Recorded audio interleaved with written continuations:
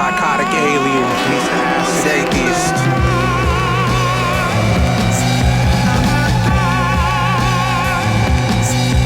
Hey, y'all. A bed of black roses that they find a lady in. The rap toxic, hard to tarnish like palladium. I need them billions that they gave the Ukrainians. I need them guns Reagan sold to Iranians. Left Dago for NY, I'm Ladanian. Okay, explain the title of the new project. Let's take a trip. Yeah, it's just kind of like an invitation. You know what I mean? Let's take a trip, rock with me on this project, just straight ahead like that. Just kind of like let's ride with me real quick for this music project real quick, man. Like, come on, like a audio field trip. It's kind of just the basis of it, Okay. Now, how did you wind up hooking up with Orko Eloheim to do this album?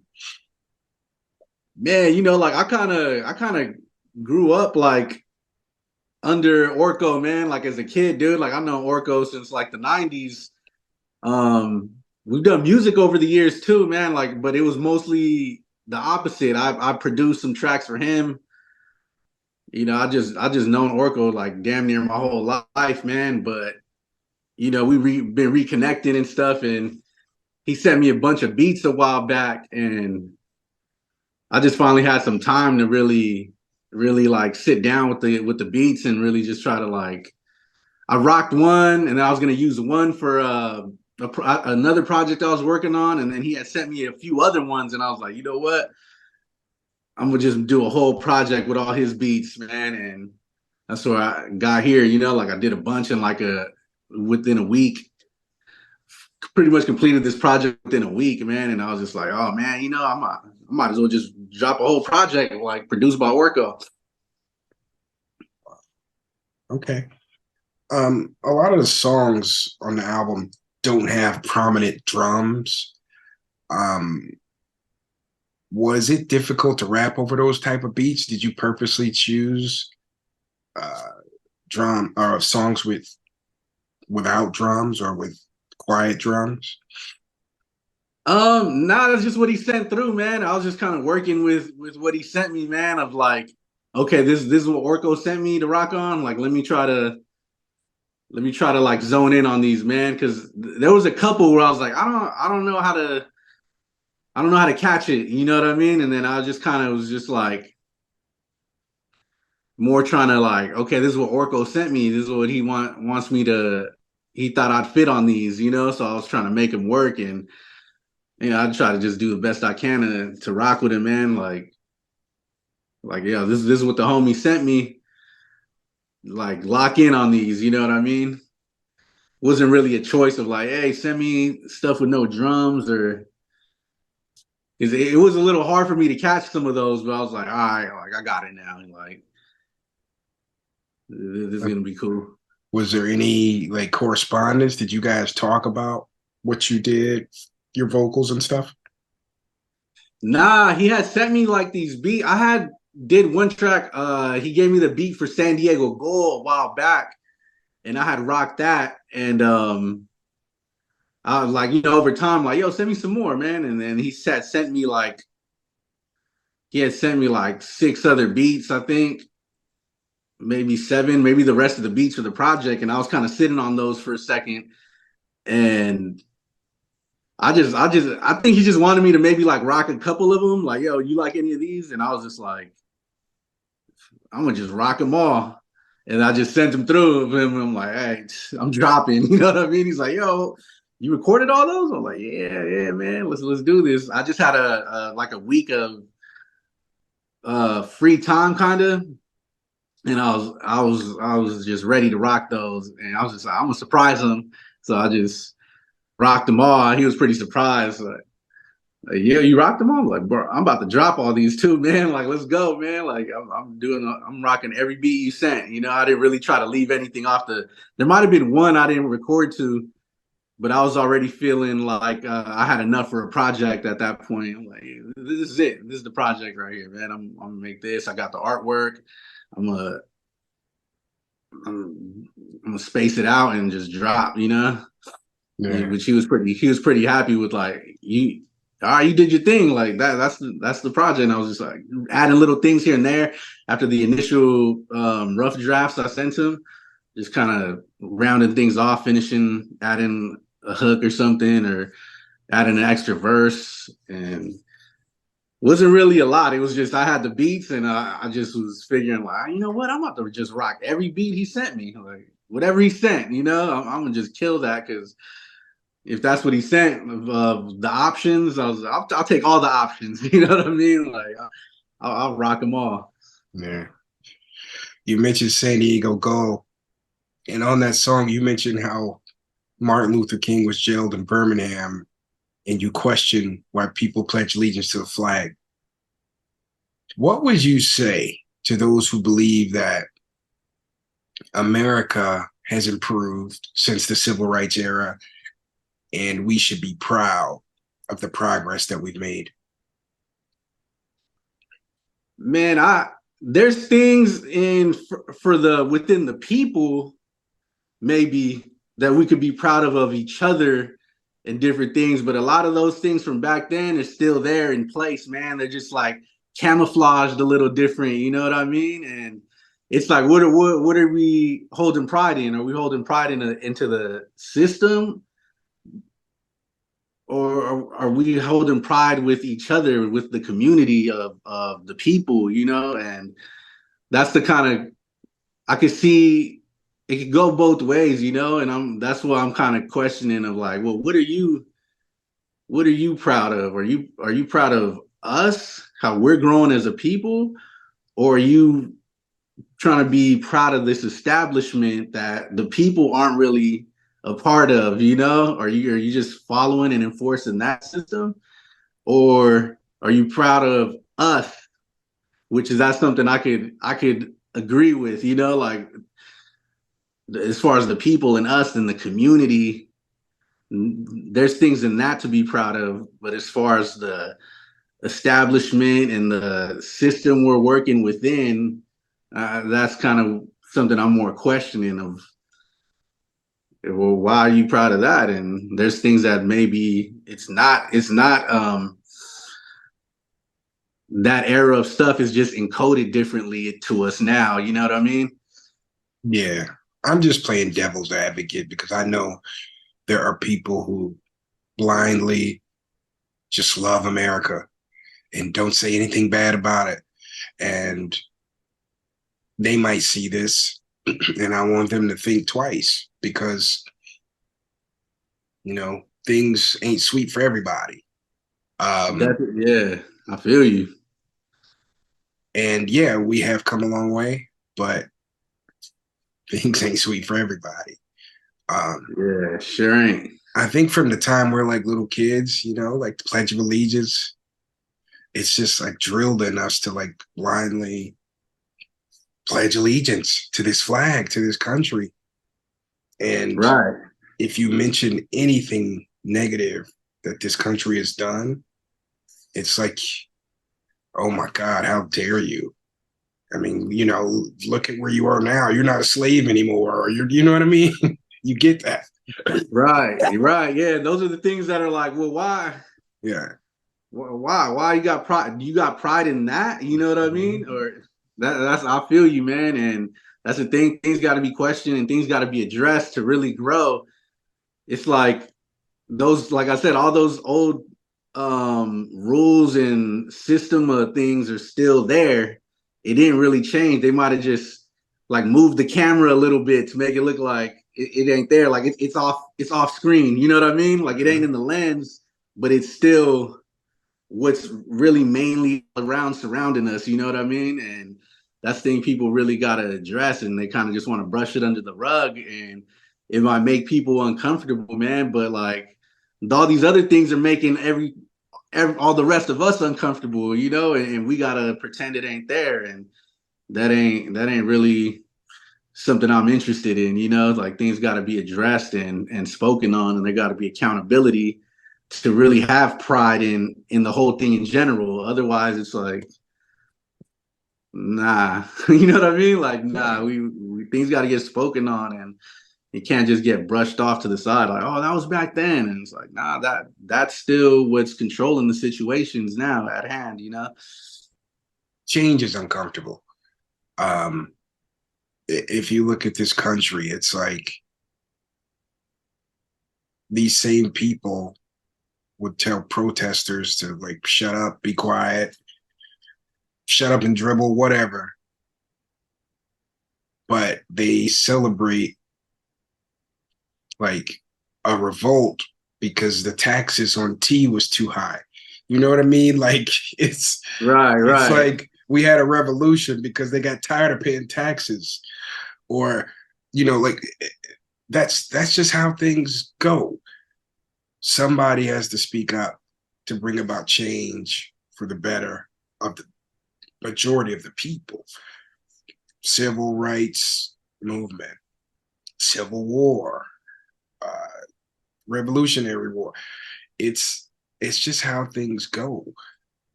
What's the saying? The squeaky wheel gets the grease. You know what I mean? Like you got to say something because that's how change comes about. Yeah, you got to, you got to. That's how it even got to certain places, man. People, like you said, people were revolting and trying to make things. You know, it was just kind of, it was cool for that revolt, but Right. this other stuff is too far now. You know what I Oh, mean? And it's no, like, I nah, we got to keep progressing. the racial element in this country makes a lot of people uncomfortable. It's so much nicer to say, look at all these great things white people have done, instead of the damage that's been done globally. It ain't just America. Like Europeans Right, right. really effed up a lot of people, a lot of countries.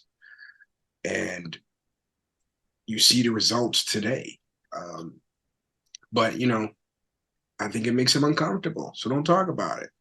Talk about the good stuff. You Yeah, know? yeah. And it's like that's cool for y'all. You know what I mean? That's cool for y'all though. And the rest of us are just left like, yeah, we can't deny that this stuff happened. You know what I mean? Like for me, man, like I'm half Mexican and half Filipino, and all these places were conquered by Spain. You know what I mean? And it's Mhm. something that's kind of like, that's Europe too, man. You know what I mean? Like Yeah. Spain is part of Europe, man, and it's something like that got to be acknowledged, and something I acknowledge when you kind of see different, like my last name or something. It's like, yo, I thought, is that a Mexican last name or a Filipino last name? And he kind of goes like, well, it's Spanish, you know what I mean? So that's why some people with Mexican might have the name, and some people Filipino might have the same name. And what ties it all in is like, yeah, we were all conquered by Europe, you know what I mean? Mhm. And it Yeah. can't, it's hard to hold pride in that. Like I can't hold pride in that. Like it's kind of sucks, you know what I Yeah. mean? It sucks. Like And it's like we wear it like badges. It's like, you know, going to, like the Nation of Islam in its early days, they would give everybody the X because all black people in America are named after their owners. It's disgusting when you think about it. It's terrible. And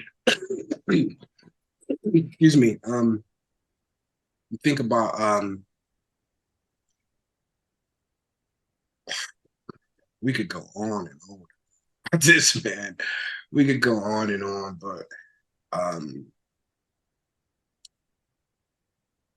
English is spoken everywhere, pretty much everywhere. And when you think about how small England is compared to other countries or compared to, to the rest of the world, it's insane. Like Europeans did a job, man. They did a job on the globe. right. Yeah, I it's mean, real twisted too. Now people would be looking, if you don't speak English in those countries, like there's something wrong with them. right.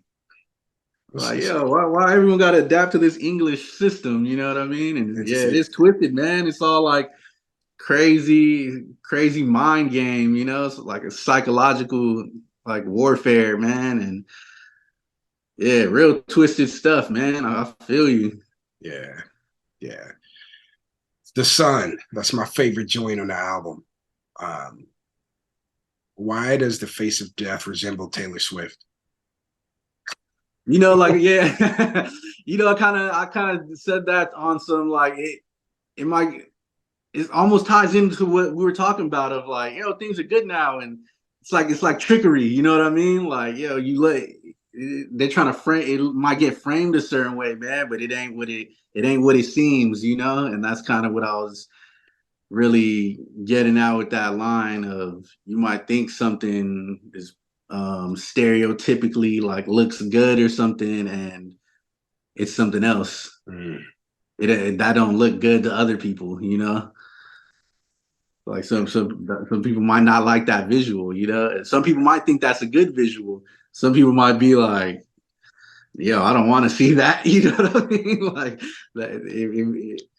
What looks good to some, it don't always ain't always what it is, man. You know, there's something behind that. Taylor Swift. I got you. What's your favorite song on the album?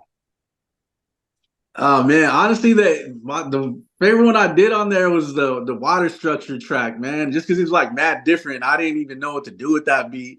I heard it and I'm like, why did Orko send me this? Like this ain't I don't rap. I never rapped to nothing like this. It was and the way I just approached it was a little more like, just kind of like have a stream of consciousness, you know, just throw it all out there. Like it wasn't fully a freestyle, but it definitely wasn't how I patterned all my other rhymes on that album. You know, like I was more 4/4 on how I was approaching pretty much all the tracks, and then that one I was like, you know what, I kind of just gotta just spit, like just throw out a gang of stuff, man. Just let it flow a little. That's one of my favorite ones on there, just because it was so different from all the other ones. And I was like, hey, how am I supposed to rap to this beat? Like, this is a weird beat, you know? And I was kind of like, felt challenged a little. Like, I felt like Orko was like, yeah, I bet you can't rhyme to this almost, you know? And I was like, listening to it, I'm like, I don't get this beat right here. This is crazy. And I was like, you know what? I'm thinking too standard for this. Like break free of rhyming on the snare type of move. And I feel like I got to break through a little and just spit, really get scatterbrain on it, you know, not even worry about trying to catch the rhyme how I usually catch it, you know, in a standard format. Still have rhymes in there though, you know, but just let it just be free, more free on that one, you know. That's kind of one of my favorite ones. Okay. I think I last spoke to you in 2019. And you mentioned then how you had spoken to God. Have you spoken to God since then? I haven't. I felt like I haven't been able to speak directly like how I once did, but I feel like God's speaking to me. I feel like God's speaking to me in different ways and just kind of guiding me still, you know. But I haven't felt like how I had this breakthrough, like spiritual moment where I was directly connected. And just not to say I'm not still directly connected, but in that moment, I felt like I was talking and getting talked back to. And now I feel like it's just God talking to me through different things, you know, kind of just, you got to pay attention to my surroundings and see what's happening every day in my life to guide me, you know. And I feel like it's still that I have that connection of the compass of doing what's right or what I need to do in different things. So I still always feel that connection, you know? Yeah, definitely. God is in us, for sure. Right, for sure, man. You kind of gotta not deny it, you know? Like accept, like, oh, this is why this is happening, and find the truth in everything in that in everyday life, and kind of not be too entitled to feel like God needs to hear what I'm saying. Like, listen to me, you know, and then kind of just take that step back and just accept, like, this is what it is, and really enjoy all these moments in life, man, and just accept the guidance, the light. You know what I mean? Don't ever lose sight on it, whether how small or how large it is. Like, just know it's there. Like, and be positive and try to do right every day. That's a great way to live, man. That's awesome. Okay. Last question, man. Who was the Let's Take a Trip album made for? It's made for everyone trying to just break out of the everyday routine of their life, man. I wanted it to give people a chance to,